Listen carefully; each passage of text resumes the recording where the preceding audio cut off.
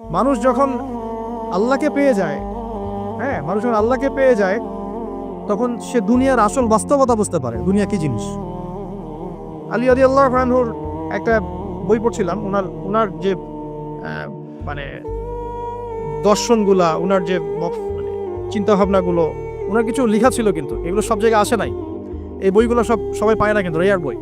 তো ওখানে দুনিয়ার এক্সাম্পল দিচ্ছেন তিনি বলছেন দুনিয়া এমন জায়গা যেখানে কেউ যদি ডুব দেয়, সমুদ্রে ডুব দেওয়ার মতো জাস্ট ডুব দেয়, তাহলে তার আমল, যত নেক আমল, সব আমল কমে আসবে। এটা কিন্তু বাস্তব। দুনিয়াতে ডুব দিবেন আপনি, দেখবেন আপনার নেক আমলগুলো কমে আসতেছে। তিনি বলছেন দুনিয়া হচ্ছে সাপের মতো। কেমন? সাপের মতো। ধরতে নাকি খুব সফট লাগে, ধরতে খুব স্পর্শ করতে সফট মনে হয়, কিন্তু এর বিষ যদি একবার ঢুকে দেয় শরীরে, আর রেহাই নাই। কথাগুলোর গভীরতা অনেক। এক জায়গায় লিখছেন উনি যে আমি দুই শ্রেণীর মানুষকে নিয়ে খুব সমস্যা আছে। এক শ্রেণী হচ্ছে যারা জাহেল আবেদ, মানে ইবাদত করে, অনেক ইবাদত করে কিন্তু জাহেল, জ্ঞান নাই কিন্তু ইবাদত করে, এদেরকে নিয়ে আমি খুব সমস্যা আছে। আর এক শ্রেণী হচ্ছে যারা ব্যক্তিত্বহীন আলেম, এদেরকে নিয়ে আমি সমস্যা আছে। আলেম কিন্তু কোনো ব্যক্তিত্ব নেই, এই জন্য মানুষ তার কাছে আসে না, দূরে সরে যায়। ব্যক্তিত্বহীনতার কারণে অনেক আলেম থেকে মানুষ দূরে সরে যায়, কিন্তু একজন আলেম যদি ব্যক্তিত্বশীল হয়, মানুষ তার কাছে আসে। খেয়াল করে দেখবেন। তো উনি বলছেন আমি এই দুই শ্রেণীর মানুষকে নিয়ে সমস্যা আছে, আর পড়তে শুরু করলে মনে হয় যে পড়তেই থাকে। বলছেন যে আমি অনেক জায়গায় ঘুরলাম, অনেক কিছু দেখলাম, শুনলাম, বুঝলাম, শেষে গিয়ে বুঝলাম যে মানুষ শুধু স্বার্থের জন্যই মানুষের কাছে থাকে। বলছে কথা, তিনি বলছেন তুমি যদি ভালোবাসাকে বাড়াতে চাও তাহলে মানুষের সাথে খুব বেশি মেলামেশা করতে যাও, একটু কম মেলামেশা করো, একটু দূরত্বে থাকো, তোমাকে মানুষ ভালোবাসবে। আর তুমি যদি খুব বেশি ডুব দাও না, তখন তোমার মূল্য আর ব্যক্তিত্ব নষ্ট হয়ে যাবে। এক একটা কথা কতগুলো বলে শেষ করব, অনেক আছে। এক পর্যায়ে তিনি ফাতিমা রাদিয়াল্লাহু আনহা যে ইন্তেকাল, এই ইন্তেকালকে নিয়েও দুটো লাইন লিখেছেন। এই লাইনগুলো পড়তে গিয়ে চোখ দিয়ে পানি চলে আসছে। তিনি বলছেন তোমাকে কতদিন দেখি না, কতদিন ছুঁয়ে দেখি না, কতদিন তোমার কাছে যাই না। সবাই বলে তুমি আমার থেকে দূরে, কিন্তু সত্যি কথা হচ্ছে তুমি আমার কলিজার ভিতরে আছো। এমন করে লিখেছেন ফাতিমা রাদিয়াল্লাহু আনহা সম্পর্কে। হে আমার প্রিয়তমা, তোমাকে কতদিন দেখি না, তোমার চেহারা কতদিন দেখি না, তোমাকে কতদিন ছুঁইতে পারি না। হ্যাঁ, সবাই বলে তুমি আমার থেকে দূরে চলে গেছো, কিন্তু আমি জানি তুমি আমার কলিজার বক্ষ পিঞ্জরে আছো। লিখেছে কবিতা। তো আপনারা একটু পড়াশোনা করবেন। স্পেশালি আমি আপনাদের এনকারেজ করি যে চার খলিফার জীবনে অবশ্যই পড়বেন, চার খলিফার জীবনী পড়বেন, সাহাবীদের জীবনী পড়বেন। তারা কিভাবে দিন শিখেছেন, বুঝেছেন, পালন করেছেন, প্রচার করেছেন, দিনের জন্য কত ত্যাগ স্বীকার করেছেন, এগুলো পড়বেন। আমি খুব রিকোয়েস্ট করি আপনাদেরকে যে আপনারা ইতিহাস পড়বেন। রাসূল সাল্লাল্লাহু আলাইহি ওয়াসাল্লামের জীবনী থেকে শুরু করে একদম অটোমান এম্পায়ার পর্যন্ত ইতিহাসগুলো পড়ে দেখেন, কিভাবে ইসলাম আজকে এই জায়গায় আসছে আপনি চিন্তাই করতে পারবেন। কত চড়াই উতরাই পেরিয়ে যে ইসলাম আজকে এই জায়গায় আসছে আপনি চিন্তাই করতে পারবেন। প্রিয় ভাইরা, আমাদের নবীজি সবচেয়ে ভালো মানুষ হওয়া সত্ত্বেও তাকে কিন্তু গালি খেতে হয়েছে এবং হত্যার চেষ্টাও করা হয়েছে। মনে রাখবেন, শুধু সৎ কাজের আদেশ করার নাম ইসলাম নয়, শুধু আংশিক বিষয় পালন করার নাম ইসলাম নয়, অসৎ কাজের নিষেধের নামও ইসলাম, এবং আল্লাহ নিষেধগুলো ছেড়ে দেওয়ার নামও ইসলাম। আল্লাহ পাক এটাই বলছে সূরা বাকারা 84-85-তে, তোমরা কি কিতাবের কিছু অংশ মানো, কিছু অংশ মানো না। ফামা জাযাউ মা ইয়াফআলু যালিকা ইল্লা খিজয়ুন ফিল হায়াতিদ দুনিয়া, দুনিয়াতেই আমি লাঞ্ছিত করে দেব এমন অপরাধ করলে। ইয়াউমাল কিয়ামা ইউরাদ্দুনা ইলা আশাদ্দিল আযাব, কিয়ামতের মাঠে সবচেয়ে যন্ত্রণাদায়ক শাস্তি এদেরকে দেওয়া হবে। কাদেরকে? যারা কিতাবের কিছু অংশকে মানি, কিছু অংশ মানি না। পারি না পারি, আগে আকীদা পরিষ্কার রাখবো যে ইসলামের প্রত্যেকটা বিষয়ের হেদায়েত আছে, এটাই চূড়ান্ত দিন, এর বাইরে কোনো দিন আল্লাহর কাছে গ্রহণযোগ্য হবে না। কেউ চর্চা করলে তা কোশ্চিনকালও কবুল করা হবে না। এবার আসেন, এর ভিত্তি কি? এর ভিত্তি হচ্ছে দুইটা। কয়টা? দুইটা থেকে আরো দুইটা এসেছে, এই দুইটা হচ্ছে মূল। নবী সাল্লাল্লাহু আলাইহি ওয়াসাল্লাম বলছেন তারাকতু ফিকুম আমরাইন, আমি তোমাদের মাঝে রেখে গেলাম মাত্র দুটো বস্তু। কয়টা বস্তু? দুটো বস্তু। লান তাদিল্লু মা তামাসসাকতুম বিহিমা, তোমরা কোশ্চিনকালেও পথভ্রষ্ট হবে না যতদিন পর্যন্ত এই দুটাকে আঁকড়ে ধরে থাকবে। কোন দুটা? এক নাম্বার আল কিতাবুল্লাহ, আল্লাহর কিতাব। দুই নাম্বার ওয়া সুন্নাতে নবীহি, তার নবীর সুন্নত। তো কোরআন এবং সুন্নত মিলেই কোরআন এবং হাদিস নয় কি? আচ্ছা, এখন আমাদের সামনে নবীজি নাই, আমাদের সামনে সাহাবায়ে কেরাম নেই, আমাদের সামনে তাবেঈন চার ইমাম কেউই নাই, ওলামায়ে কেরাম আছেন, আর আমাদের সামনে আছে কোরআন এবং হাদিসের কিতাবগুলো। এই তো ইসলাম আমরা দেখছি, তাই না? এর বাইরে তো আমরা দেখতে পাচ্ছি না। সাহাবীরা না হয় সরাসরি নবীকে দেখে দিন পালন করেছেন, তাই না? তারপরের জেনারেশন সাহাবীদেরকে দেখে করেছে, তারপরের জেনারেশন তাবেঈদের দেখে করেছে। আমরা তো কাউকেই দেখতে পাচ্ছি না। আমরা দেখছি কোরআন এবং হাদিসের কিছু কিতাব এবং ওলামায়ে কেরাম সামনে আছে। এই তো, এই দুইটা হচ্ছে ভিত্তি। এখন এখান থেকে আরো দুটো এসেছে, একটা হচ্ছে ইজমা, একটা হচ্ছে কিয়াস। এই দুটোও ইসলামের। অনেকে বলে ইজমা কিয়াস ইসলামে নাই, কোরআন সুন্নাহ এই দুটাই। ইজমা এবং কিয়াস গুরুত্বপূর্ণ, কারণ ইজমা, সাহাবীদের ইজমা, এটা একটা খুব গুরুত্বপূর্ণ জিনিস। এবং কিয়াস ছাড়া আপনি অনেক মাসআলা বের করতে পারবেন না। ইয়াবার শব্দ কোরআনে আছে না নাই? ইয়াবা নাম শুনেছেন? শুনেন নাই? না শুনলেই ভালো। তো এই শব্দটা কি কোরআনে আছে নাকি? নাই। কোরআনে মাদকের কথা আছে। কিসের কথা? মাদক। এখন কিয়াস দরকার নাই। এই যে একটা মাসআলা, একটা মূলনীতিকে কেন্দ্র করে আরেকটা মাসআলাকে বের করা, ইস্তেহাদ করার যে মূলনীতিগুলো, এগুলো কিয়াস থেকে আসে। এটা কিয়াস। এটা ছাড়া আপনি অনেক মাসআলাই বের করতে পারবেন না সমসাময়িক। তো অবশ্যই কোরআন সুন্নাহ ইজমা কিয়াস চারটাই লাগবে। এখন কথা হচ্ছে, এইগুলো তো আর আমরা সরাসরি পালন করতে পারবো না। পারবো? বুঝাচ্ছি, একটু বোঝেন। মনে করেন সামনের দিনগুলোতে দেখবেন বিচ কয়েন আসবে। কি কয়েন? হয়তো অলরেডি অনেক কান্ট্রিতে চলেও আসছে। এখানে কতদিন এটা লঞ্চ হবে আল্লাহ ভালো জানেন, কিন্তু বিটকয়েন মার্কেটে আসছে। এটাকে ক্রিপ্টোকারেন্সি বলে। কি বলে? পেপার মানি নিয়ে যে কথাগুলো বলেছিলাম, কিছু তো ফলেছে নাকি ভাই? কিছু তো ফলেছে। আচ্ছা, সামনে আরো ফলবে ইনশাআল্লাহ। সাস্টেইনেবল অ্যাসেট যেগুলো আছে, সেখানে সম্পদ ইনভেস্ট করেন। আপনার জমি জমা থাকলে চাষবাস করা শুরু করেন। সাস্টেইনেবল অ্যাসেট যেগুলো, সেগুলোতে ফোকাস করেন। এমন কোনো জায়গায় অনেক বেশি সম্পদ ইনভেস্ট করে দিয়েন না, যেটা পরে আপনার মানে পথে বসার কারণ না হয়ে যায় আমার। তো ক্রিপ্টোকারেন্সি মনে করেন চলে আসছে, এখন আপনি বোঝেন না ক্রিপ্টোকারেন্সি কি জিনিস, সেটা হালাল না হারাম, এটা জায়েজ না জায়েজ, এগুলো মাসালা কি সবাই জানে? জানে কি? এটার জন্য কোরআন সুন্নাহ জ্ঞান লাগবে, ইকোনমিক্সে জ্ঞান লাগবে না, পড়াশোনা লাগবে। এখন সরাসরি কোরআন এবং হাদিসের বইগুলো চর্চা করে আপনি কি এর সমাধান বের করতে পারবেন কি না? পারবেন? আপনার কি সেই জ্ঞান আছে, যোগ্যতা আছে? আর সেই যোগ্যতা কি সবার আছে? অল্প কিছু মানুষের থাকতে পারে, যারা ওলামায়ে কেরাম, তাদের এই যোগ্যতা। তাদের মধ্যেও হয়তো কিছু মানুষের নাও থাকতে পারে না, কিন্তু বরেণ্য ওলামায়ে কেরাম যারা, তাদের মাঝে এগুলো থাকবে ইনশাআল্লাহ। এখন আপনি কি করবেন? কোরআন সুন্নাহকে পালন করার স্বার্থে ওলামায়ে কেরামের দ্বারস্থ হবেন এবং তাদের কাছে মাসালগুলো জেনে নেবেন। তাহলে আপনি একা একা চর্চা করে বিভ্রান্ত হওয়ার সুযোগ থাকবে। এই বিষয়টা খেয়াল রাখবেন। এখন নতুন কিছু ফিতনা আসছে, যে কিছু মানুষ, সবাই না, অল্প কিছু মানুষ কোরআন সুন্নাহ নিজে নিজে পড়াশোনা করেই সব কিছুর সমাধান বের করতে চাচ্ছে। এটা ঠিক না। সব কিছুর সমাধান বের করতে হলে মুস্তাহিদ হতে হবে, আর সবাই মুস্তাহিদ হতে পারবে না। সবাই কি আবু হানিফা রাহিমাহুল্লাহ হতে পারবে নাকি? সবাই কি ইমাম শাফিঈ হবে নাকি? সবাই কি আহমদ বিন হাম্বল হতে পারবে? সবাই কি ইমাম মালিক হতে পারবে? পারবে। অতএব জ্ঞান চর্চার স্বার্থে, দিন পালনের স্বার্থেই ওলামায়ে কেরামের দ্বারস্থ হতে হবে, হকপন্থী ওলামায়ে কেরাম। এমন ওলামায়ে কেরামের কাছে আবার যায় না, যার সকালে চা খাওয়ার সময় একটা ফতোয়া থাকে, বিকেলবেলা একটা মাই খায়, রাত্রে ফতোয়া আবার উঠে যায়। এই জায়গায় তাহলে সমস্যা। ঠিক আছে? তো আল্লাহ পাক আমাদের বরেণ্য ওলামায়ে কেরামদেরকে হেফাজত করুন, দোয়া করি, এবং তাদের নেক হায়াতে বরকত দান করুন, এবং তাদের মাধ্যমে দিনের আরো বড় বড় খেদমত আঞ্জাম দেওয়ার তৌফিক আল্লাহ পাক দান করুন। এবং যুব সমাজকে রিকোয়েস্ট করবো যে আপনারা ডিটাচড হয়ে থাকবেন, ওলামায়ে কেরাম থেকে ডিটাচড হয়ে আপনারা দিন পালন করতে যাবেন না, কারোর সাথে সম্পর্ক রেখে দিন পালন করবেন ইনশাআল্লাহ। আল্লাহ সহজ করুক। এখন এই ভিত্তি পেয়ে গেলাম, এবার শেষ করার আগে আমি মূলনীতিগুলো বলে শেষ করছি। এই মূলনীতি কি ইসলামে? শোনেন, এই জায়গাটা একটু ভালো করে শোনেন। নবী সাল্লাল্লাহু আলাইহি ওয়াসাল্লাম বসে আছেন মসজিদে। একজন ব্যক্তি আসলেন, ব্যক্তির গায়ে ধবধবে সাদা জামা, চুলগুলো কুচকুচে কালো, এবং তাকে মদিনার কেউ চিনে না। লা ইউরা আলাইহি আসারুস সাফর, তার গায়ে সফরের কোনো চিহ্ন দেখা যাচ্ছে না।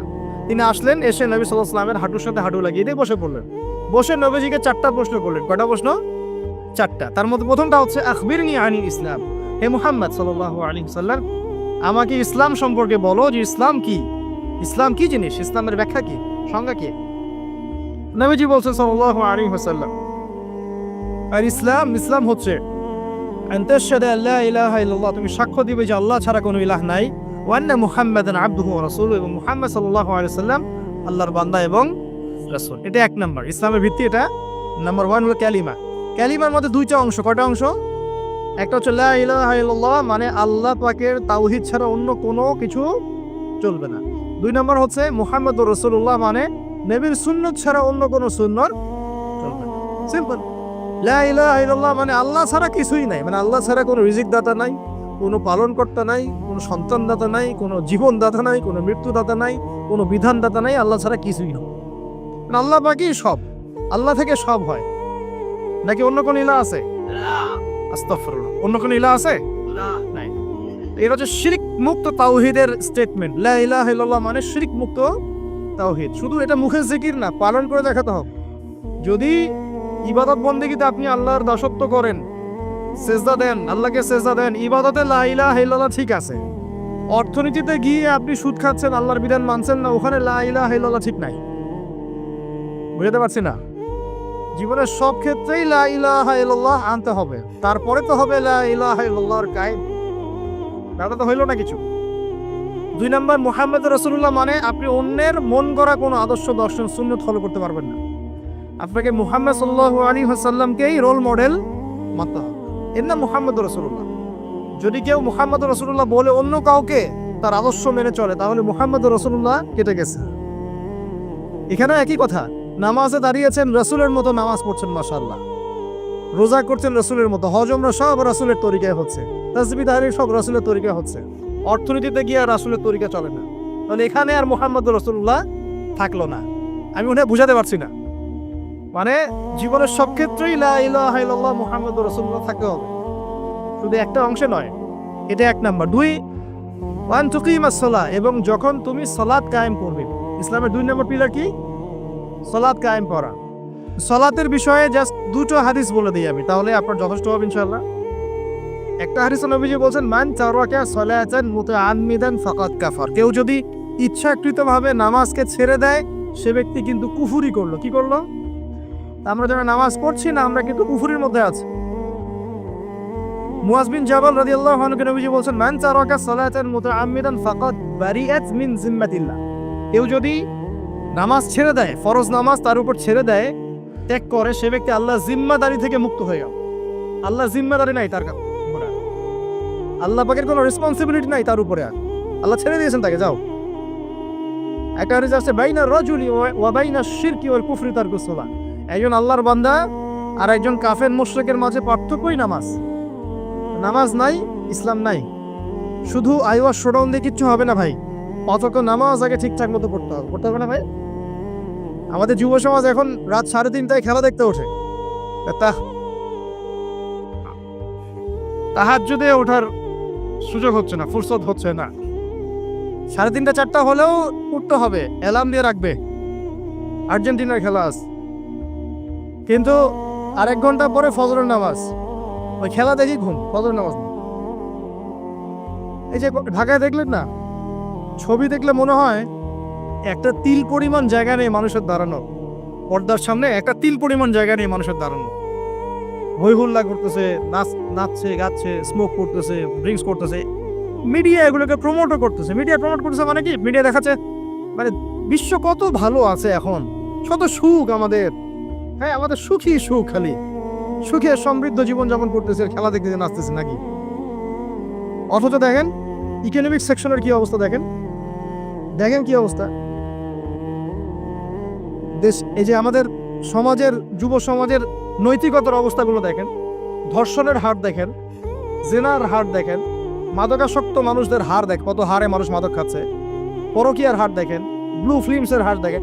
ওদের ভাবখানে এমন যে খুব সুখ আমার জীবনে, খেলো আর খেলো। খেলার দলিল তো কোরআনে আছে তো। হ্যাঁ, আল্লাহ পাক বলছেন এই দুনিয়ার জীবনটা হচ্ছে খেলতামাশার দোকান। খেলার দলিল কোরআনে তো আছে। ওমা হাযিহিল হায়াতু দুনিয়া ইল্লা মাতাউল গুরুর, এরকম একটা আয়াত আছে সূরা হাদীদের মধ্যে। আল্লাহ পাক আছে, আল্লাহ পাক বলেছেন যে ইলামু, তোমরা জেনে রাখো, আন্নামাল হায়াতু দুনিয়া লাইবু ওয়া লাহু, তোমরা জেনে রাখো যে এই দুনিয়ার পুরো দুনিয়ার জীবনটাই খেলা, খেলতামাশা, ওলাহ, ঠাট্টা, হাসি ঠাট্টা, মানে এটা কি বলা বাংলা দিয়ে, ভ্রম, ভ্রম, মায়া, মোহ, ভ্রম। তোমরা জেনে রাখো দুনিয়ার জীবনটা খেলা, খেলতামাশা, ভ্রম, মিছে মায়া। ই'লামু আন্নামাল হায়াতুদ দুনিয়া লা'ইবুন ওয়া লাহু ওয়া যিনাতুন ওয়া তাফাখুরুন বাইনাকুম ওয়া তাকাসুর। এবং দুনিয়ার জীবন হচ্ছে একে অপরের সাথে প্রাচুর্যের প্রতিযোগিতা। এগুলা আল্লাহ পাক বলছেন, তো খেলার দলিল তো কোরআনেও পাওয়া যাচ্ছে না? দুনিয়ার জীবনটাকে আল্লাহ বলছেন ওয়া মা হাযিহিল হায়াতুদ দুনিয়া ইল্লা মাতাউল গুরুর। পুরো দুনিয়ার জীবনটাই হচ্ছে মাতাউল গুরুর, প্রতারণা, ধোঁকা, মরিচিকা ছাড়া কিছুই না। আর প্রমোট করা হয় যে বিউটি কন্টেস্ট হচ্ছে, মনে হচ্ছে কত সুখ আমাদের। হ্যাঁ, মেয়েরা একদম অর্ধনগ্ন নগ্ন হয়ে ফ্যাশন শো করছে, প্রমোট করছে, দেখো এগুলো সবাই কি সুন্দর জিনিস, কত সুখ, কত সুখে আছি আমরা।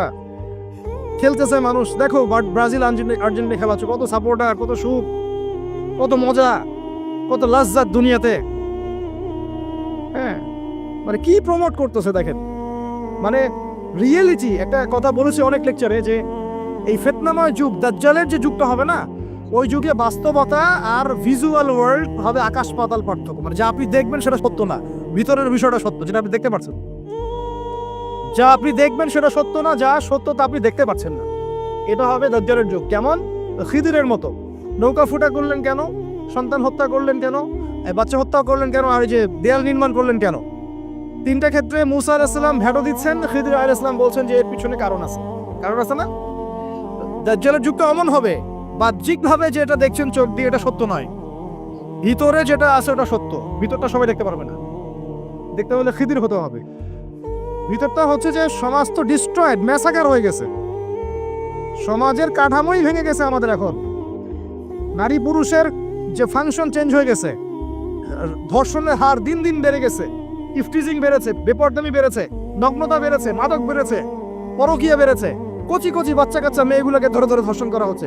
সমাজের কাঠামোই চেঞ্জ হয়ে গেছে, সমাজের সমকামিতা বেড়েছে, প্রচুর সমকামী, খেলতামাশা, দুনিয়ার জীবনটা খালি খেলতামাশা।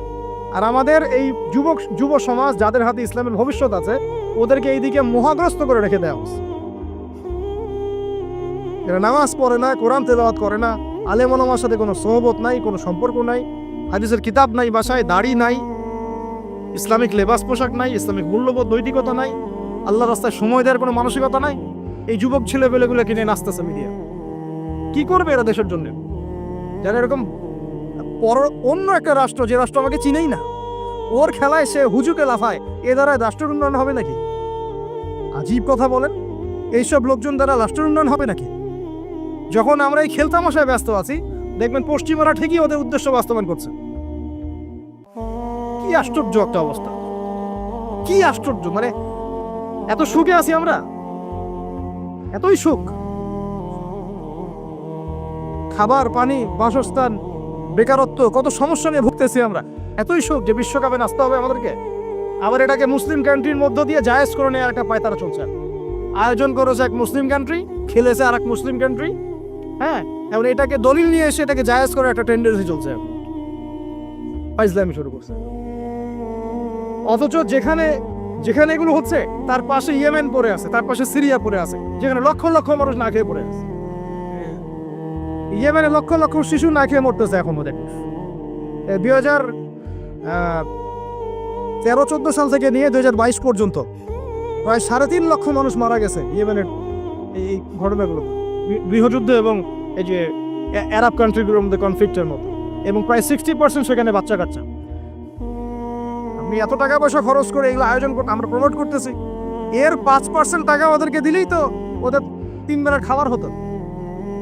সিরিয়ার মানুষগুলোকে দেখেন গিয়ে, ওখানে তো ওটা রঙ্গমঞ্চ হয়ে গেছে। মানে যে যার স্বার্থ এখানে ঢুকে, ওখানে ইসরায়েলও ঢুকছে, আমেরিকাও ঢুকছে, তুরস্কও ঢুকতেছে, ওখানে আগে রাশিয়া ছিল, ওখানে বাশার আল আসাদ, সব মিলে জগা খিচুড়ি অবস্থা একটা। মানুষের মানবতা, জীবনযাত্রা নাই, জীবনের কোনো মূল্য সেখানে নাই। প্রচুর মানুষ, ছোট ছোট ছেলে পেলে দেখবেন না খেয়ে ওখানে মারা, উদ্বাস্তুর মতো তাঁবুর নিচে জীবনযাপন করে। এটা দেখেন না চোখে? ওখানে একটা খেলা, হুদাই একটা খেলা নিয়ে এত লাফালাফি করতেছে, পাশে এতগুলো মানুষ না খেয়ে মারা যায়, কোনো খবর নাই। নিজে ভরপেট খাই, প্রতিবেশী অনাহারে থাকে, মুমিন হবে? কিসের ইসলাম ফলো করতেছি আমরা আসলে? আমরা যে ইসলামটা ফলো করতেছি এটা পশ্চিমাদের শেখানো ইসলাম। আমরা রাসূলুল্লাহ সাল্লাল্লাহু আলাইহি ওয়াসাল্লামের শেখানো ইসলাম ফলো করতেছি না। আমার স্ট্রেট কাট কথা একদম। আমরা যে ইসলামটা ফলো করতেছি এটা হচ্ছে পশ্চিমাদের শেখানো ইসলাম। রাসূলুল্লাহ সাল্লাল্লাহু আলাইহি ওয়াসাল্লাম ইসলাম ফলো করলে আজকে আমাদের অবস্থাগুলো হতো না। আল্লাহ পাক আমাদেরকে বোঝার তৌফিক দান করুন। আমি শুধু ফাযাক্কির ইন্নামা আনতা মুযাক্কির। আল্লাহ পাক যে বলেছেন তুমি উপদেশ দাও, তুমি শুধু উপদেশ দাতা, লাস্তা আলাইহিম বিমুসাইতির। কারো প্রতি তুমি দারোগা নাও, আমরাও কারো প্রতি দারোগা নই। কিন্তু পুরো বিশ্বের প্রেক্ষাপটটাকে কোরআন সুন্নাহ দিয়ে ব্যাখ্যা করার দায়িত্ব আমাদের। কেউ গ্রহণ করলে করবে, না করলে করবে না। তার কবরে সে যাবে, আমার কবরে আমি যাব, সিম্পল, শেষ। গতানুগতিক লাইফস্টাইলে এখন এই পৃথিবীর বেশিরভাগ মানুষ বস্তুবাদী। এটা দেখার জন্য, বোঝার জন্য জাস্ট আপনার হৃদয়ের চোখ, হৃদয়ের কান, হৃদয়ের ইন্দ্রিয়গুলো একটু উন্মুক্ত করতে হবে। আর হৃদয়ের চোখ, হৃদয়ের কান উন্মুক্ত হবে তখনই যখন আমরা আল্লাহ এবং তার রাসূলের সামনে আত্মসমর্পণ করব, তার আগে নয়। তো বেশিরভাগ মানুষ বস্তুবাদিতায় লিপ্ত থাকে। আবার দেখি কিছু মানুষের সারাদিন ফিকির একটাই, পলিটিক্স, পলিটিক্যাল অ্যাফেয়ার্স, পলিটিক্স, কিভাবে পলিটিক্স করব, কিভাবে অপোজিশনকে ডমিনেট করা যায়, কি করলে তার ক্ষতি করা যাবে, কি করলে তাকে ওভারটেক করে আমি সামনে যেতে পারব। কিছু মানুষের চিন্তা ইকোনমিক সেকশনে, আল মাল, কিভাবে মাল অর্জন করা যাবে। আমার 2 তলা বাড়ি আছে, কিভাবে 4 তলা হবে। 2টা বিজনেস আছে, কিভাবে 10টা হবে, 5টা হবে। আমার 100% জমি আছে, কিভাবে 200% হবে। আল মাল। এই শ্রেণীর মানুষকে নবী সাল্লাল্লাহু আলাইহি ওয়াসাল্লাম আব্দুদ দিনার বলেছেন, দিনারের দাস। আব্দুল্লাহ নয়, আল্লাহর দাস নয়, দিনারের দাস। আরো কিছু মানুষ আছে, আমরা এখন সায়েন্স এবং টেকনোলজির অগ্রগতির খোরা অজুহাত তুলে সরাসরি আল্লাহকে ডিনাই করে ফেলছে এবং এই মতাদর্শ সমাজে বাস্তবায়নের চেষ্টাও করছে। এডুকেশন সেক্টরে হোক, সংস্কৃতির নামে হোক, সামাজিক অ্যাসোসিয়েশনের নামে হোক, মুক্ত চিন্তার নামে হোক, আমরা ডে বাই ডে যুব সমাজের একটা বড় অংশকে এথিস্ট বানাচ্ছি। আবার কিছু মানুষ সারাদিন সংস্কৃতি নিয়ে পড়ে আছে, গান বাজনা, নাট্য, কলা ইত্যাদি ইত্যাদি। কিছু মানুষ সারাটা জীবন ঢোল তবলায় কাটিয়ে দিচ্ছে। কিছু মানুষ সারাটা জীবন একটা গিটারকে নিয়ে কাটিয়ে দিচ্ছে, একটা মিউজিক্যাল ইনস্ট্রুমেন্ট নিয়ে কাটিয়ে দিচ্ছে। কিছু কিছু দিনী বোন সারাটা জীবন অপসংস্কৃতির অন্ধ অনুকরণে কাটিয়ে দিচ্ছেন। এবং আপনাদের কাছে, সরি ফর মাই ল্যাঙ্গুয়েজ, অনেক সময় মনে হচ্ছে সৌন্দর্যই সব কিছু। আল্লাহ রাব্বুল আলামিন হয়তো বা মনে হয় আমার বাহ্যিক সৌন্দর্য দেখেই বিচার করবেন আপনাদের উপর। কিছু কিছু যুব সমাজ সারাদিন PUBG, free fire, mobile games, addiction, YouTubing, Facebooking, অস্থির অবস্থা, অস্থির। ঠান্ডা মাথায় 1 সেকেন্ড বসে চিন্তা করতে যাচ্ছে না যে তাকে আল্লাহ বা কেন সৃষ্টি করেছে। তো এইরকম ভেরিয়াস কাইন্ডস অফ পিপল আমাদের এই সমাজের মধ্যে, যে কোনো কান্ট্রির দিকে আপনি তাকাবেন এই দৃশ্যটাই পাবেন। এর মধ্যে গুটি কয়েক কিছু মানুষ আপনি পাবেন, ওয়া কালিলুম মিন ইবাদিয়াশ শাকুর, আমার শুকরগুজার বান্দা আল্লাহ বলেছেন খুব অল্প হবে। অল্প কিছু মানুষ ইসলাম চর্চা করার চেষ্টা করছে। আমি ওই সেন্সে কথা বলছি না যে সারা বিশ্বে 200 কোটি মুসলিম, 300 কোটি মুসলিম, 500 কোটি মুসলিম, বাংলাদেশে 90% মুসলিম। এই ধরনের গতানুগতিক পরিসংখ্যানে আমি বিশ্বাস করি। যখন ইসলামের ডেফিনেশনটা আপনি আজকে বুঝে যাবেন বাসায়, তখন আপনি নিজেও চিন্তা করবেন যে আসলে আমরা মুসলিম আছি কিনা। সংখ্যা তো বসিয়ে দিলাম 90% মুসলিম, ঠিক আছে। তো গুটি কয়েক কিছু মানুষ আল্লাহর পরোয়া করেন, তার রাসূলের পরোয়া করেন, তার কিতাবের প্রতি সম্মান প্রদর্শন করেন। এই মানুষগুলোর মধ্যে কয়েকটা ভাগ আছে। এক ভাগ মানুষ পরিপূর্ণ মুমিন, মাশাআল্লাহ, আমরা দোয়া করি আল্লাহ পাক তাদের সংখ্যা বাড়িয়ে দেন। এক ভাগ মানুষ আছেন পরিপূর্ণ মুসলিম, উদখুলু ফিস সিলমি কাফার উপর আমল করে, অর্থাৎ তোমরা পরিপূর্ণরূপে ইসলামে প্রবেশ করো, এই আয়াতের উপর তারা আমল করে। এক শ্রেণীর মানুষ আছেন মুযাবযাবিনা বাইনাহুম, মানে ডান বামের মাঝখানে থাকেন, যখন স্রোত যেদিকে সেদিকে ফ্লো। এবং এর মধ্যে কিছু দাড়ি টুপিওয়ালা মানুষও আছে, যেদিকে ফ্লো সেদিকে কথা, যেদিকে ফ্লো সেদিকে অ্যাক্টিভিটিস। তার নিজস্ব একটা স্বতন্ত্র অবস্থান নাই, এটাই হক, এরকম একটা অবস্থান নাই। কিছু মানুষ আছেন আল্লাহ এবং তার রাসূলকে বিশ্বাস করেন, কিন্তু কাজ করতে গিয়ে কবিরা গুনাহে লিপ্ত হচ্ছে, সুদ খাচ্ছে, মদ খাচ্ছে, জেনা করছে, পরকায়ে লিপ্ত হচ্ছে, হারাম অ্যাফেয়ার্সে আছে, নোংরা মুভিজ দেখছে, আস্তাগফিরুল্লাহ। কিছু মানুষ আছেন পার্ট টাইম মুসলিম, শুক্রবারে আপনি তাদেরকে পাবেন, ঈদের দিনে পাবেন, কোন একটা কনফারেন্সে পাবেন, আপনি 5 ওয়াক্ত নামাজে পাবেন না। আপনি এর মধ্যে পাবেন কিছু প্রোটেস্ট্যান্ট মুসলিম। প্রোটেস্ট্যান্ট কেমন? কালিমা তো পড়েছি, লা ইলাহা ইল্লাল্লাহ, আল্লাহ মাফ করে দিবি, এই যে চিন্তা মাথায় বসিয়ে নিয়েছে, সে আমলকে ইমানের অংশ মনে করছে না। কালিমা একদিন পড়েছি, লা ইলাহা ইল্লাল্লাহ মুহাম্মাদুর রাসূলুল্লাহ, ব্যাস আমি জান্নাতে চলে যাব। Protestant version of Islam. এরকম অনেক ভার্সন আছে ইসলামের মধ্যেই। কেউ আছে সুবিধাবাদী মুসলিম, কেউ ফাসেক মুসলিম, কেউ জালেম মুসলিম, কেউ হচ্ছে মোনাফেক টাইপের, কেউ প্রোটেস্ট্যান্ট। খাঁটি আল্লাহর বান্দা, খাঁটি মুমিন, খাঁটি মুসলিম, এই মানুষগুলোকে মোটিভেট করার জন্য আজকের টপিক। আসুন কিছু মহামানবের গল্প শুনি। শুরু করতে চাই আমাদের আদি পিতা আদম আলাইহিস সালামকে দিয়ে।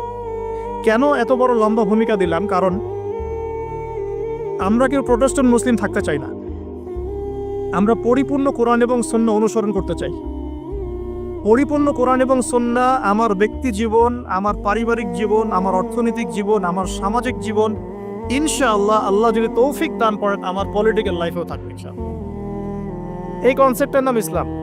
এই কনসেপ্টকে ডিনাই করলেই মুনাফিক হয়ে যাবে।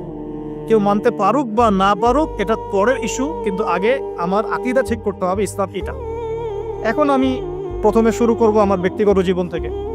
আমি সালাত দিয়ে স্টার্ট করব, আমি সওম রাখবো, বেশি বেশি নফল ইবাদত করব, কোরআন তেলাওয়াত করব, দান সাদাকা করব, ভালো কাজে অংশ নিব, সৎ কাজে আদেশ করব, অসৎ কাজে নিষেধ করব। আমি আমার ব্যক্তি জীবনটাকে ইসলামাইজড করব সবার আগে। আমি সবার আগে বড় স্তরে যাব না, এটাই সুন্নাহ। এরপরে আমার একটা পরিবার আছে। আমার পরিবার, আমার মা, আমার বাবা, আমার স্ত্রী, সন্তান, সবাইকে নিয়ে পরিবার। তাদেরকে ইসলামের মধ্যে রাখার দায়িত্বটা আমার। আমার সমাজ আছে, সমাজে আমি যতটুকু পারি ইসলামকে ইম্পোজ করব। ইকোনমিক সেকশনে গিয়ে আমি হালাল হারামে পরোয়া করব না এমন মানুষ হব না। আমি সেখানে হালাল খাবো, হারাম থেকে দূরে থাকবো। যদি আল্লাহ পাক আমাকে পলিটিক্যাল ক্ষমতা দেন, আমি আমার জায়গা থেকে চেষ্টা করব ইসলামকে ইম্পোজ করার জন্য। অ্যাটলিস্ট কুফর, শিরক এবং তাগুতকে এস্টাবলিশ করব না। কিছু করতে পারি না পারি, অ্যাটলিস্ট কুফর, শিরক এবং তাগুতকে এস্টাবলিশ করব না। মোটা দাগে কথা বললে অনেক হার্ড কথা হয়ে যায়। পুরো ওয়ার্ল্ডের গ্লোবাল অ্যাফেয়ার্সই এখন তাগুতের উপরই আছে। আপনি কত বড় সংস্থার নাম নেবেন? World bank, IMF, United Nations, কোনো অ্যাসোসিয়েশনের মধ্যে 100% কেন 10% ইসলাম নাই। তো এখন আমাদের করণীয়, নিজের ব্যক্তি জীবন থেকে যখন ইসলাম বিদায় নিচ্ছে তখন ওই লেভেলে কথা বলাই তো আমার জন্য দুষ্কর। এটা তো অপরাধ, আমার জন্যই অপরাধ। তো আমাদের ফার্স্ট অফ অল স্টার্ট করতে হবে ব্যক্তি জীবন থেকেই, দেন পরিবার, সমাজ, গ্র্যাজুয়ালি উই উইল অ্যাডভান্স ইনশাআল্লাহ তাআলা। এখন আকীদাকে স্পষ্ট করলাম। আল্লাহ পাক সূরা মুলকের মধ্যে একটা কথা বলছেন, এই আয়াতটা থেকে আমি সামনে যাচ্ছি। আল্লাহ পাক, আপনারা সবাই সূরা মুলক আজকে তেলাওয়াত করবেন বাসায় গিয়ে, কারণ রাতের বেলা সূরা মুলক পড়াটা কিন্তু সুন্নাহ। এখানে আল্লাহ রাব্বুল আলামিন একটা কথা বলেছেন, তাবারাকাল্লাযী বিয়াদিহিল মুলক ওয়া হুয়া আলা কুল্লি শাইইন কাদির। আল্লাহ পাকের হাতেই রাজত্ব, কর্তৃত্ব, তিনি সমস্ত বিষয়ের উপর কর্তৃত্বশীল। আল্লাযী খালাকাল মাউতা ওয়াল হায়াতা, যিনি মৃত্যু এবং জীবন সৃষ্টি করেছেন। কি রিজনে, কি কারণে? লিয়াবলুয়াকুম আইয়ুকুম আহসানু আমালা। আল্লাহ পাক দেখতে চান আমাদের মধ্যে আমলে আহসানকে। অনেক লেকচারে আমি আহসান শব্দটার অ্যাপ্রোপ্রিয়েট ব্যাখ্যা পাইনি স্কলারদের কাছে, লেকচারারদের কাছে। হাসান শব্দটার সুপারলেটিভ ফর্ম হচ্ছে আহসান।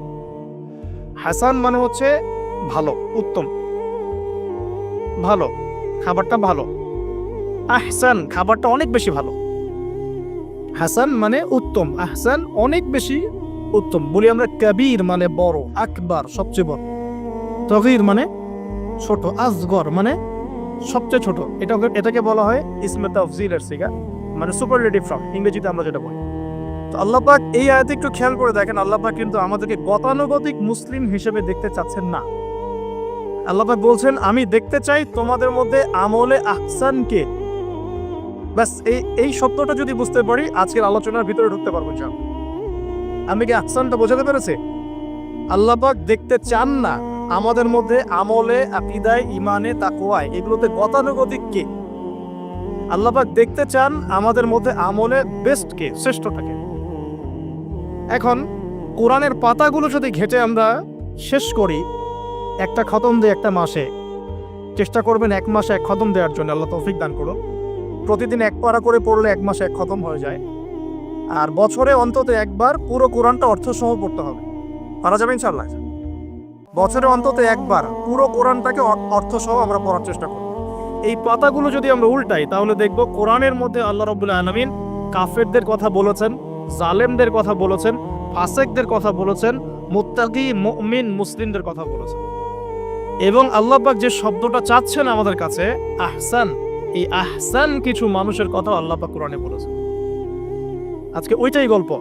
সূরাতুল বাকারার আয়াত নাম্বার 207-8 এই দুটো আয়াত একটু পড়ে দেখবেন।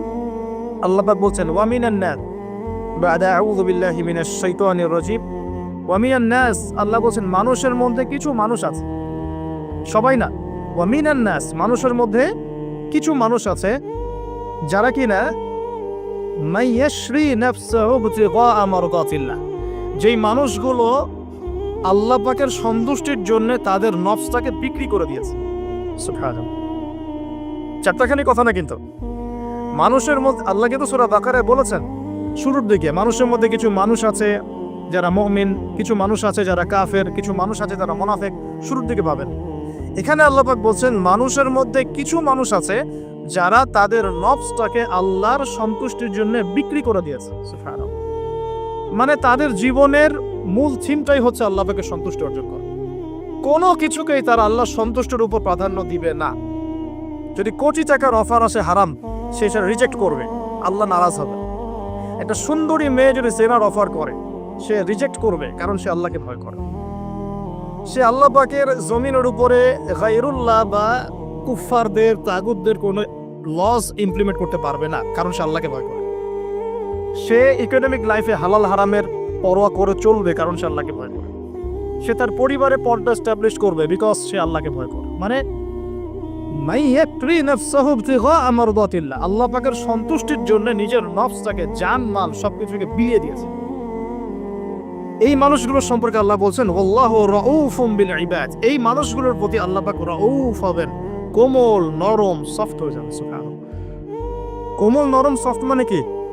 কিয়ামতের মাঠে ডাকা হবে, এই গুনাহগুলো করেছিলে? জি আল্লাহ, আমি এই গুনাহগুলো করেছি। আল্লাহ পাক পর্দা দিয়ে দেবেন, পর্দার পরে বলবেন যে দুনিয়াতে তোমার এই গুনাহগুলো আমি গোপন করে রেখেছিলাম, আজকেও সবগুলো গোপন করে দিলাম, জান্নাতে চলে যাও। আল্লাহু রাউফুম বিল ইবাদ, আল্লাহ পাক তার বান্দার প্রতি রাউফ, কোমল হবে। দুনিয়াতে রাউফ কেমন? যে কোনো বিপদ আপদ বালা মুসিবতে সেই ব্যক্তি হাঁটু গেড়ে আল্লাহর কাছে চাবে, আল্লাহ আমার এই সমস্যা, আল্লাহ আমার এই সমস্যা, আল্লাহ আমার এই সমস্যা। আল্লাহু রাউফুম বিল ইবাদ, আল্লাহ পাক ওই বান্দার প্রতি সফট, কোমল হয়ে যাবে। এগুলোর অনেক প্রমাণ আমি আমার জীবনও পেয়েছি, এগুলো আমি পাবলিকলি বলতে পারবো না, আর আমি ব্যাখ্যা করতে পারবো। আর এমন কিছু বিষয় আছে যেগুলো আসলে মানুষকে বলেও বোঝানো যায় না। বড় বড় স্কলারদের কিতাব এখন যখন পড়ি, তারা বলেন কি বলবো, তোমরা তো বুঝবেই না। মানে এমন একটা লেভেলে মানুষ চলে যায় যে ওই লেভেলের কথা সবাইকে বোঝানো যায় না। কিভাবে বলবো, কিভাবে ব্যাখ্যা করবো, কোন আবেগ নিয়ে আসবো, কোন সত্য নিয়ে আসবো, আমি আপনাকে বোঝাতে পারবো না। এরকম একটা অবস্থান থাকে।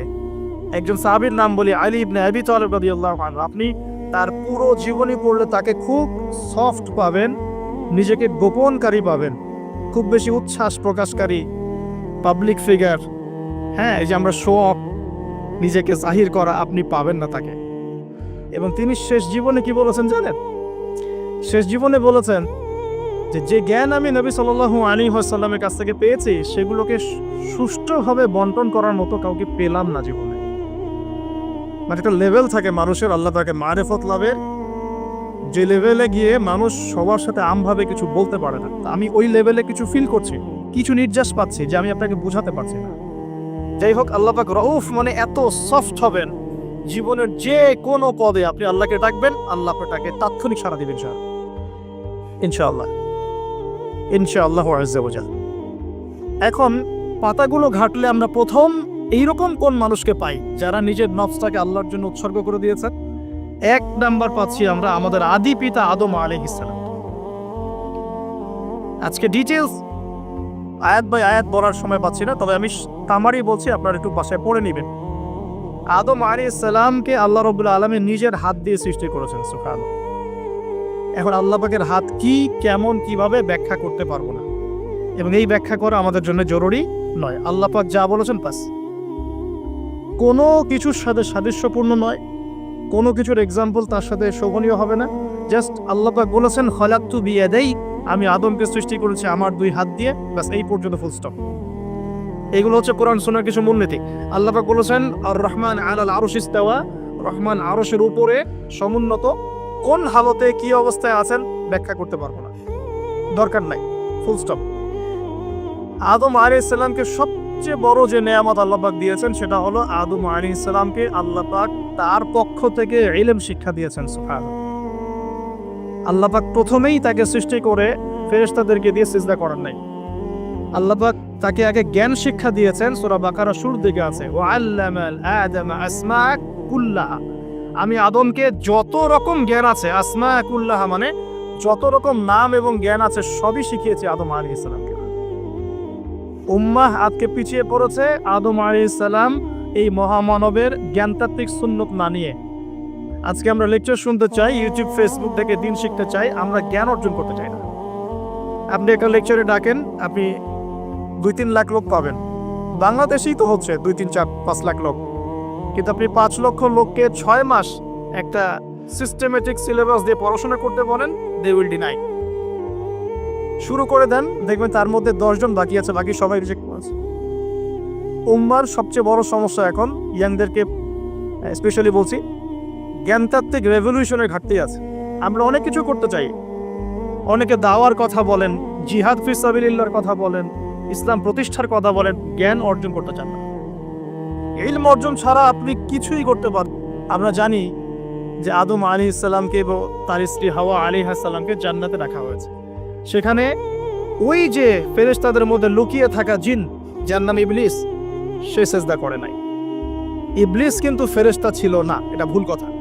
ইবলিস কানা মিনাল জিন্নি ফাফাসাকা আন আমরি রাব্বি, ইবলিস ছিল জিন জাতির একজন যে তার রবের আদেশকে লঙ্ঘন করেছিল। ইবলিস ফেরেশতা ছিল না, এটা ভুল কনসেপ্ট।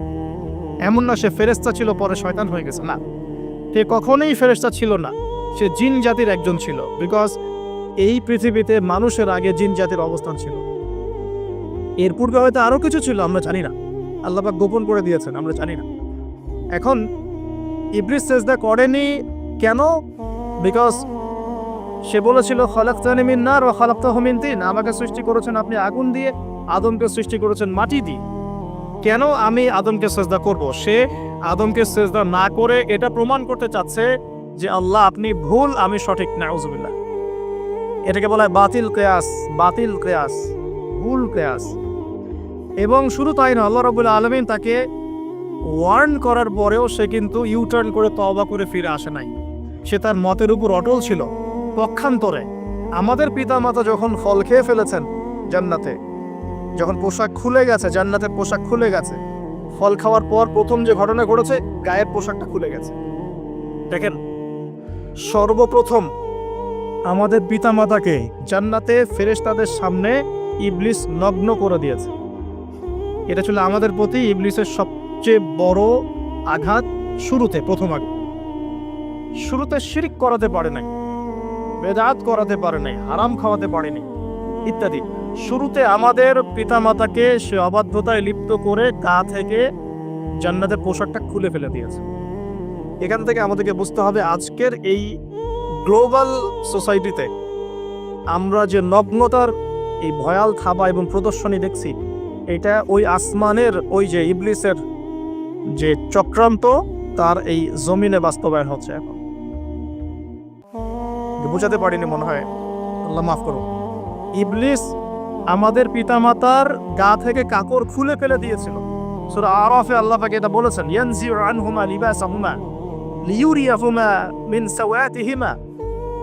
হে বনু আদম, তোমরা সতর্ক থেকো, তোমাদের পিতামাতার গা থেকে কিন্তু ইবলিস কাপড় খুলে ফেলেছিল, তোমরা পৃথিবীতে গিয়ে আবার সেই কাজ করো না। তাহলে এখন আমরা একটু বুঝতে চেষ্টা করি, ইন্টেলেকচুয়াল অডিয়েন্স সবাই আমাদের ক্রিটিক্যাল থিঙ্কার্স দরকার। তাহলে এখন যে সোসাইটির মধ্যে নগ্নতার, বেহায়াপনার সয়লাভ চলছে, every single city and country, including Dhaka, the city of Akhiruzzaman, সেটাও তো দেখেন কোথায় আপনি মানে শালীনতা পাচ্ছেন, ইসলামিক কান্ট্রি হিসেবে আলহামদুলিল্লাহ এখানে অনেক কিছু পান। ওয়ার্ল্ডের অন্যদিকে তাকিয়ে দেখো, তার মানে ইবলিসের ওই এজেন্টটা এখন পৃথিবীতে কিছু মানুষ বাস্তবায়ন করছে। তাদের সাথে ইবলিসের একটা যোগসূত্র আছে আদর্শিক। আল্লাহ পাক আমাদের মা বোনদেরকে বেপরদামি থেকে হেফাজত করুন এবং আমাদের চোখগুলোকে আল্লাহ পাক পবিত্র করুন। কিভাবে আপনি চোখ নামিয়ে চলবেন এই সমাজের মধ্যে, এতে এত সহজ নয়। আমরা খুব ভালো করে জানি এটা এত সহজ নয়। তো দেখুন, অনেক ভিতরে চলে যাচ্ছি। আদম আলাইহিস সালাম হাওয়া আলাইহিস সালামকে সর্বপ্রথম নগ্ন করে দিয়েছে ইবলিস। তারা কিন্তু তওবা করে ফিরে এসেছে। কি সেটা? রব্বানা, আমরা বলি রব্বানা যালামনা আনফুসানা ওয়া ইল্লাম তাগফির লানা ওয়া তারহামনা লানাকুনান্না মিনাল খাসিরিন। যখনই আমাদের পিতামাতা বুঝতে পারলেন যে তারা একটা ভুল করে ফেলেছেন, তখন তারা তওবা করে ইউটার্ন করলেন আল্লাহর দিকে, যেই কাজটা ইবলিস করে নাই। এই কাজটা ইবলিস না করার কারণে সে কাফের হয়ে গেছে, চিরস্থায়ী জাহান্নামী হয়ে গেছে। আর এই তওবা করে ফিরে আসার কারণে আমাদের পিতামাতা জান্নাতি হয়ে গেছে। আল্লাহ পাক এই কারণেই তার রাসূলের মাধ্যমে জানিয়েছেন যে প্রত্যেক আদম সন্তান, কুল্লু বানি আদম খাত্তা, প্রত্যেক বনু আদম হচ্ছে পাপী। আমরা সবাই পাপী, আমরা সবাই পাপী। পাপের তো শেষ নাই আমাদের, আল্লাহ মাফ করুন। ওয়া খায়রুল খাত্তাইন আত-তাওয়াব, যারা তওবা করে ফিরে আসে এরাই হচ্ছে শ্রেষ্ঠ পাপী। জীবনের যে কোনো সময় যদি কেউ খালেস ভাবে আল্লাহর দিকে তওবা করে ফিরে আসতে পারে, আল্লাহ পাক এক মুহূর্তের মধ্যে তার আমলনামার সমস্ত গুনাহ মাফ করে নেকি দিয়ে পরিবর্তন করতে পারে। এগুলো হাদিস থেকে বলছি, ডিটেলস বলতে পারছি না আমি, কোডগুলো। তো এখন এই মহামানবের জীবন থেকে আমরা কি শিখলাম? দেখো, তাকে আল্লাহ পাক ইলমের নিয়ামত দিয়েছেন। তার মানে আমরা যদি গতানুগতিক মুসলিম না হয়ে এক্সট্রা অর্ডিনারি মুসলিম হয়ে আল্লাহর সাথে সাক্ষাৎ করতে চাই, দুনিয়াতে বেঁচে থাকতে চাই, পরকালে জান্নাত চাই, তাহলে আমাদেরকে আগে ইলমের চর্চা করতে হবে। এবং এই জ্ঞানের চর্চা মানে ক্লাসিক্যাল সিলেবাসে আপনাকে পড়াশোনা করতে হবে, শুধু একটা লেকচার শুনে নয়, ফেসবুক ইউটিউব দেখে তো মোটেই নয়। এখান থেকে মাঝে মাঝে কিছু নলেজ নেওয়া যায়, কিন্তু এগুলো কখনো কনস্ট্রাকটিভ নলেজ নয়। বরেণ্য উলামায়ে কেরাম যারা থাকবেন আপনাদের বেস্ট পসিবল ওয়েতে, তাদের কাছে গিয়ে পরামর্শ করে বইপত্র পড়তে হবে।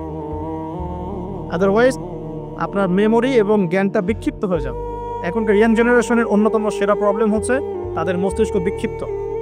তাদের মস্তিষ্কে কনস্ট্রাকটিভ কোনো সিলেবাসের পড়াশোনা নাই। আজকে এই বই, কালকে ওই বই, কালকে আদনান ভাইয়ের লেকচার, পরশুদিন আজহারি ভাইয়ের লেকচার, তারপরের দিন আরেক ভাই, তারপর আরেক ভাই। আবার সমাজে তো এক একজন এক এক কথাও বলছে, তখন তার মাথাটা পুরো পাজলড, হ্যাঁ, ম্যাসাকার্ড। এই মাসালা এটা বলছেন, ওই মাসালা ওইটা, তার ওইটা কি হবে, ওইটা কি হবে। সলিউশন হচ্ছে ক্লাসিক্যাল ইসলামিক সিলেবাস পড়াশোনা করতে হবে। আমি খুব শর্ট করে গেলে সাবজেক্টগুলো বলে দিই আপনাদের। 1 নম্বর, ফার্স্ট অফ অল কোরআনুল কারীম। কোরআনুল কারীমের মধ্যে থাকবে authentic recitation, translation, Quranic grammar এবং অ্যারাবিক ল্যাঙ্গুয়েজ, 4টা বিষয়। তারপর থাকবে হাদিসের নবী সাল্লাল্লাহু আলাইহি ওয়াসাল্লাম। হাদিসের মধ্যে সহজ হাদিসের কিতাবগুলো পড়তে হবে। ফর এক্সাম্পল মিশকাতুল মাসাবিহ, রিয়াদুস সালিহিন, বুলুগুল মারাম, আপনার ফয়জুল কালাম, হাদিসে আরবাইন, এরকম কিতাবগুলো আগে, তারপরে আস্তে আস্তে আস্তে আপনি কঠিন কিতাবের দিকে যাবেন। তবে এগুলো ওস্তাদ ছাড়া হয় না।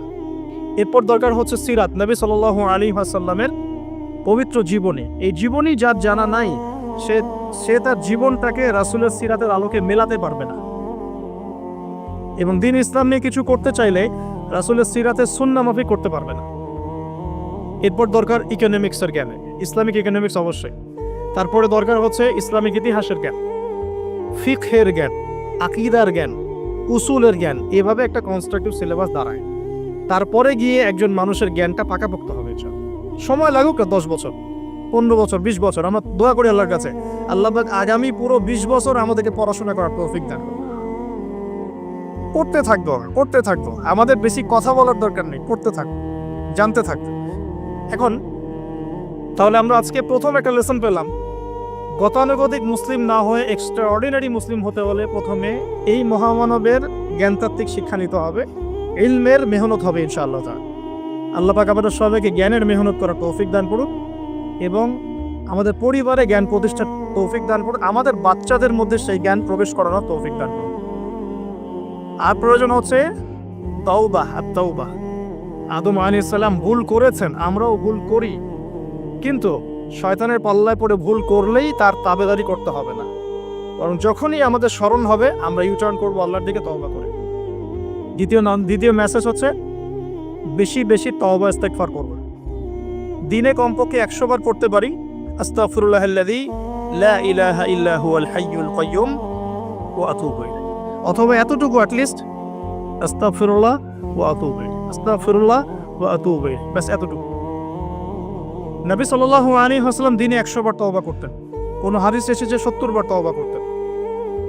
এরপর একটু সামনে যাই, কোরআনের পাতা উল্টালে দেখবো আরেকজন নবীর নাম আসে, আরেকজন মহামানবের নাম, তার নাম হচ্ছে নূহ আলাইহিস সালাম। এই মানুষগুলো যাদের কথা বলছি তারা কিন্তু কেউ গতানুগতিক মুসলিম ছিলেন না, ছিলেন তারা এক্সট্রা অর্ডিনারি মুসলিম ছিলেন। আমি তাদের থেকে নলেজ নিচ্ছি। এবার আসি কোরআনের পাতা একটু সামনে গেলে দেখবো আরেকজন নবীর নাম চলে আসে, নূহ আলাইহিস সালাম। নাম শুনেছেন? সামারি 950 বছর দিনের দাওয়াত দিয়েছেন। সুবহান। এক্সট্রা অর্ডিনারি মুসলিম হতে হলে আমাদেরকে দাওয়াতি কাজ করতে হবে, তার আগে ওই যে জ্ঞান অর্জন করতে হবে। এই দাওয়াতি কাজটা হবে মধ্যম পন্থায়, শৈথিল্যতাবাদ না, চরমপন্থা না, মধ্যমপন্থী থাকবো ইনশাআল্লাহ। এখানে অনেক সময় মধ্যমপন্থী থাকতে গিয়ে কিছু মানুষ হিকমতের দোহাই পেরে শৈথিলতাবাদী হয়ে যায়। আমি মনে বুঝাতে পারি না, কিছু মানুষ মধ্যম পন্থার দাওয়াতের কথা বলেও হিকমতের দোহাই দিয়ে কখনো কখনো শৈথিল্যতাবাদী হয়ে যান। এটাও ঠিক ওটাও ঠিক, এটাও চলে ওটাও চলে, এদিকে চলে আসে। আবার কিছু মানুষ মধ্যম পন্থার কথা বলে অনেক সময় খুব ওভার এগ্রেসিভ পদক্ষেপে চলে যান। দুটোই উম্মার জন্য ক্ষতিকর। এই জন্যই ক্লাসিক্যাল ওলামায়ে কেরামের সাথে পরামর্শ ভিত্তিক চলাফেরা করা উচিত, তাহলে তারা ডাইরেকশন দিতে পারবেন যে কোনটা এই প্রেক্ষাপটে করা উচিত, কোনটা করা উচিত না। তো নূহ আলাইহিস সালামের জীবন থেকে আমরা শিখছি দাওয়াতের মেহনত করতে হবে। এটা আমি আজকেও শিখলাম নতুন করে। নিজের মতেই মনে হলো যে আমার সামনে যে ভাই গাড়ি ড্রাইভ করছেন তাকে তো দুটো কথা বলতে পারতাম, কেন বললাম না? যে ইমামের পিছনে নামাজ পড়ে আসলাম তাকে তো দুটো কথা বলতে পারতাম, কেন বললাম না? বলতে পারতাম যে ইমাম সাহেব আপনি শুনুন, নবী সাল্লাল্লাহু আলাইহি ওয়াসাল্লাম বলেছেন দুনিয়ার সবচাইতে নিকৃষ্ট চোর হচ্ছে সে ব্যক্তি যে রুকু সেজদা ঠিকমতো আদায় করে না। চুরি করলে চোরের হাত কেটে ফেলতে হয়। যদি কেউ আমার ফোনটা চুরি করে, ইসলামিক লস কি বলছে? তার হাতটা কেটে ফেলতে হয়। আর নবীজি বলছেন সবচেয়ে নিকৃষ্ট চোর সে ব্যক্তি যে ব্যক্তি রুকু সেজদা ঠিকমতো আদায় করে না। তো আমরা এরকম দাওয়াতের অনেক ক্ষেত্র পাই। নিজেও ফিল করলাম যে না, আসলে মনে হয় আমি পরিপূর্ণ দায়ী হতে পারছি না। আমি তো এই যে বিমানে আসলাম তার কেবিন ক্রুদেরকে দাওয়াত দিতে পারতাম, অ্যাটলিস্ট শালীনতার একটা আয়াত শোনাতে পারতাম যে এই পোশাকগুলো মেয়েদের পরা উচিত নয়। যে পোশাকটা আপনি পরে আছেন আকাশে উঠছি, সুবহানাল্লাহ, 1 সেকেন্ডের মধ্যে প্লেন ক্র্যাশ করতে পারে। Possible are not possible? 1 সেকেন্ডের মধ্যে। সেখানে আমি কিভাবে আল্লাহর জিকির বাদ দিয়ে বেহায়াপনে লিপ্ত হতে পারি? বিশ্বাস করেন, হয়তোবা আমি একটু দুর্বল মনের মানুষ কিনা জানি না, কিন্তু আমি এয়ারে উঠলে আমার সবসময় ফিকির থাকে লা ইলাহা ইল্লাল্লাহ লা হাওলা ওয়ালা কুওয়াতা ইল্লা বিল্লাহ আস্তাগফিরুল্লাহ ওয়া আতুবু ইলাইহি। মানে আমি মনে হয় যে আল্লাহ পাক ধরে রেখেছেন আমাকে, এটা ফিল করে আল্লাহ ধরে রেখেছেন বলে যেতে পারছি। ওখানে আমরা কিভাবে নগ্নতা প্রদর্শনী করতে পারি, কিভাবে করতে পারি? তো দাওয়াতের অনেক ক্ষেত্র সামনে আসে। আপনার সন্তানকে, আপনার স্ত্রীকে, আপনার প্রতিবেশীকে, ড্রাইভারকে, সবজিওয়ালাকে আমরা দাওয়াত দিতে পারি। বাট আমি মনে হচ্ছে যে আমি আসলে কথাটা বলছি বড় গলায়, আমি এখন নিজেও এটা হতে পারি নাই। আল্লাহ পাক আমাদেরকে হওয়ার তৌফিক দান করুন। নূহ আলাইহিস সালাম 950 বছর দাওয়াত দিয়েছেন। একটা খালি এক্সাম্পল দিচ্ছি, তিনি সূরা নূহের মধ্যে আল্লাহ পাক বলেছেন, নূহ আলাইহিস সালাম আল্লাহকে বলছেন রব্বি, হে আমার রব, ইন্নী দাআউতু কওমি লাইলা ওয়া নাহারা, আমি আমার এই কওমকে প্রতিদিন প্রতি রাত দাওয়াত দিয়েছি। সুবহানাল্লাহ, প্রতিদিন প্রতি রাত। আজকে এসেছি, হয়তো 2-3 মাস পরে আপনাদের এখানে আবার আসতে পারি। প্রতিদিন প্রতি রাত কিন্তু আমি দাওয়াতি কাজ করতে পারছি না, আমরা কেউই করছি না। নূহ আলাইহিস সালাম বলছেন আমি বিনা আজর, কোনো আজর ছাড়াই, কোনো স্বার্থ ছাড়াই আল্লাহ আমি আমার কওমকে দিন রাত দাওয়াত দিয়েছি। ওয়ালাম ইয়াজিদহুম দুআই ইল্লা ফিরারা, যখনই দাওয়াত দিয়েছি আমার দাওয়াত শুনে তারা খালি পৃষ্ঠ প্রদর্শন করেছে। কেউ মাথা ঢেকে ফেলেছে, কেউ মুখ কান বন্ধ করেছে, হ্যাঁ, কেউ আমাকে পাগল বলেছে, মজনুন বলেছে। এমনকি তিনি যখন নৌকা বানাচ্ছেন আল্লাহ পাকের আদেশে, মানুষ পাশ দিয়ে হেঁটে যায় আর টিচকারি করে, কবে মরুভূমিতে নৌকা চলবে? তোমার এই নৌকা মরুভূমিতে চলবে কবে? মানুষ টিটকারি মারে। তো এখনো দেখবেন স্ক্যাটোলজিক্যাল কথা বললে, আখিরুজ্জামান নিয়ে কথা বলে অনেকেই মজা নেয়। কবে আসবে ক্যাশলেস সোসাইটি? বললাম তো চলে আসছে। কবে আসবে মালহামা? বুঝি চলে আসবে। কবে আসবে বড় বড় ভূমিকম্প? আসছে, সবর করে। তো নূহ আলাইহিস সালামের জীবন থেকে শিক্ষা আমরা দাওয়াত দিব। আমরা ফার্স্ট অফ অল জ্ঞান অর্জন করব, ক্লাসিক্যাল সিলেবাস পড়াশোনা করব, উলামায়ে কেরামের সাথে সোহবত রাখবো এবং দাওয়াতে কাজ করবো ইনশাআল্লাহ। এবং এখানে আমরা মধ্যমপন্থী থাকবো, নট চরমপন্থা, নট শৈথিল্যতাবাদ। নূহ আলাইহিস সালামের জীবন থেকে আরো দাওয়াত, দিন রাত দাওয়াতের মেহনত করা, দিন রাত দাওয়াতের মেহনত করা। আল্লাহ পাক আমাকে আপনাদের সবাইকে তৌফিক দান করুন। কতদিন? 950 বছর। কত বছর? 950 বছর। পুরো আব্বাসীয় খেলাফত ছিল 509 বছর কি 10 বছর মেবি। পুরো আব্বাসীয় খেলাফত 510 বছরের মতো। উমাইয়াদের ছিল 93 ইয়ার্স। আমাদের নবী সাল্লাল্লাহু আলাইহি ওয়াসাল্লামের দাওয়াতের মিশন বয়স ছিল 23 বছর। 950 বছর দাওয়াত দেওয়ার পর তাফসীরের কিতাবে এসেছে 40 or 80 ফ্যামিলিজ, এই 40 বা 80টা ফ্যামিলি ইসলাম কবুল করেছে। তার মানে এখানে শিক্ষা, এক্সট্রাঅর্ডিনারি মুসলিম হতে হলে দাওয়াতের মেহনতে হতাশ হওয়া যাবে না, লেগে থাকতে হবে, লম্বা সময় ধরে দাওয়াত দিতে হবে। আল্লাহ পাক আমাকে আপনাদের সবাইকে লম্বা সময় ধরে বিশ্বে দাওয়াতি কাজ করার তৌফিক দান করুন।